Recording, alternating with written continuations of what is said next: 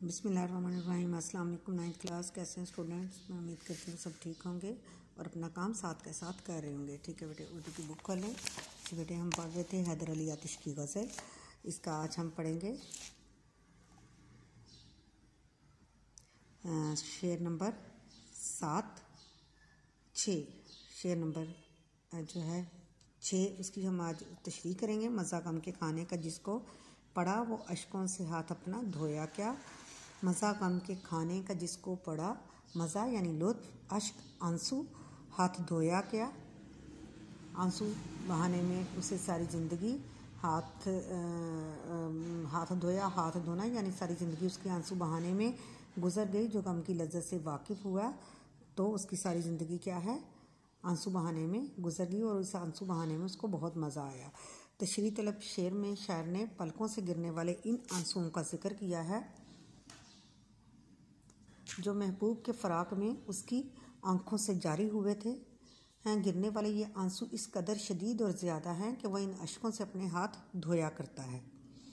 अहमद नदीम कासमी इसी बारे में इस तरह की हालत के बारे में कहते हैं, क्यों गवारा हो तेरे दौर में शिरकत गैर, तू जो याद आए तन्हाई में रोना चाहूँ।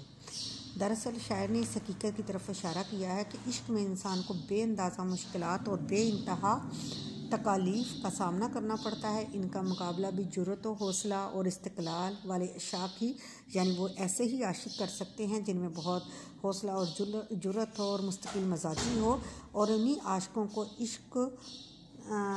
इश्क में खोकर गमो आराम सहने में लुत्फ़ आता है और गम खाने की आदत सी हो जाती। फिर वो गमों के बगैर नहीं रह सकते। दर्द गम से हद से बढ़ जाएं तो उसका नतीजा आंसुओं की शक्ल में बरामद होता है। फ़राक़ के लम्हात तवील हो जाएं यानी दूरी के लम्हात जो हैं वो तवील हो जाएं तो दिल